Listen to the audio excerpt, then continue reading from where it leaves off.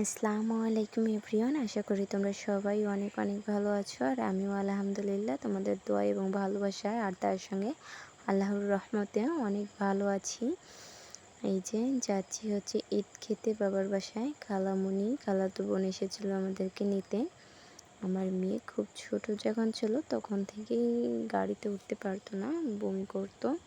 তো তার কারণে মেয়েকে নিয়ে সিনজিত করে যাচ্ছি, এক কথায় ছোট টেম্পো। সেগুলাতে করে যেতেও অনেক টাইম লাগে আর অনেক ডাবল ভাড়া দিতে হয়। এই গাড়িতে করে যেয়েও মেয়ের শরীর খুব বেশি ভালো না। মেয়ে 2বার বমি করেছে, দেখেই বোঝা যাচ্ছে। মেয়ের খুব খারাপ লাগতেছে, মাথায় পানি দিয়েছি একবার। এখন মেয়েকে নিয়ে যাচ্ছি, ভালোভাবে পৌঁছাইতে পারলে আলহামদুলিল্লাহ। আর আজ অনেক দিন পরে আপনাদের সঙ্গে আমি ভিডিও শেয়ার করতেছি। হয়তোবা সবাই আমাকে ভুলেই গেছেন। আর সবাই আমার মেয়ের জন্য দোয়া করবেন, যাতে করে আমার মেয়ে সুস্থ অবস্থায় আমার বাবার বাসায়, অর্থাৎ আমার বাবার বাসায় আর নানির বাসায় যেহেতু একসাথে, তো আমি গেলে নানির বাসায় উঠি। মা যেহেতু বাড়িতে নেই, তো বলি বাবার বাসায় এসেছি, অথচ উঠি নানির বাসায়। যাই হোক, দুজনের বাসায় যাচ্ছি, সুস্থ মেয়েকে নিয়ে যেন যেতে পারি। আর একদিন পরে ঈদ, সবাইকে অগ্রিম ঈদের শুভেচ্ছা।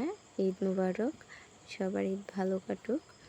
আমার শ্বশুর বাড়িতে থাকলে ঈদ তেমন ভালো কাটে না, এর জন্য এবার বাবার বাসাতে যাচ্ছি। জানি না ঈদ কেমন কাটবে। মা না থাকা অবস্থায় বাবার বাড়িতে একবারও ঈদ করা হয়নি, এই প্রথম ঈদ মা ছাড়া। জানি না কেমন কাটবে, তো যাচ্ছি ভালো যাতে কাটে সে আশায়।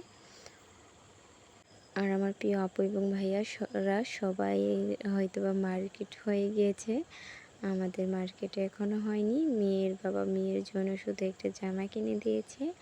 আমরা প্রতিবারই ঈদের মার্কেট করতে পারি না, করব করে আর করাই হয় না। শেষমেশ যেয়ে ঈদের পরে মার্কেট করতে হয়। তো এবারও তার ব্যতিক্রম নয়। মার্কেট করব বলে বলছে যে বাড়িতে এসে করব, তো বাড়িতে এসে আর সময় পাইনি, যার কারণে আর মার্কেট করা হয়নি। একদম ঈদের পরে মার্কেট করব। আর এর মধ্যে এই যে অনেকক্ষণ দাঁড়িয়ে আছি, অনেক দূর থেকে বড় একটা ট্রেন যাচ্ছে। আর ট্রেনের কোনো বগি খালি নেই, সব বগিতেই মানুষ ভর্তি। সবাই সবার বাড়িতে যাচ্ছে কর্মস্থল থেকে ঈদ করার জন্য। যাই হোক, অনেকক্ষণ গাড়িতে বসে আছি আর বিরক্ত ধরে গিয়েছে। মেয়ের শরীরটা খুব একটা ভালো না, বললাম এর আগেও। কখন বাড়িতে যেয়ে পৌঁছাবো তখন আলহামদুলিল্লাহ। তো এই যে এখন মেয়ে ঘুম পেড়ে উঠে একটু ভালো তাকায় আছে। অনেকদিন পরে ভিডিও ছাড়তেছি, তাই আমি একটু নার্ভাস, কী দিয়ে কী বলবো বুঝতে পারতেছি না। যারা এই পর্যন্ত আমার ভিডিওটা দেখলাম তাদের সকলকে অসংখ্য অসংখ্য ধন্যবাদ। আর 4-5 ঘন্টা জার্নি করে আমরা নানির বাড়িতে চলে এসেছি। আর আসার পরে এই যে মেয়েকে হাতে কেক দিয়ে দিয়েছি, বিস্কুট খাওয়াইছি। আর এখন মেয়ে কেক খাচ্ছে। মেয়ে তো তেমন কিছু খায় না, ফেলে খায়, যেতটুকু খায় সেতটুকু আলহামদুলিল্লাহ। ভিডিও বেশি বড় করব না, খুব ক্লান্ত। আজকের ভিডিও এই পর্যন্তই। সবাই ভালো থাকবে, সুস্থ থাকবে আর আমাদের জন্য দোয়া করবে। আর পারলে লাইক, কমেন্ট, শেয়ার এবং সাবস্ক্রাইব করতে ভুলবে না। আসসালামু আলাইকুম সবাইকে, আর আল্লাহ হাফেজ।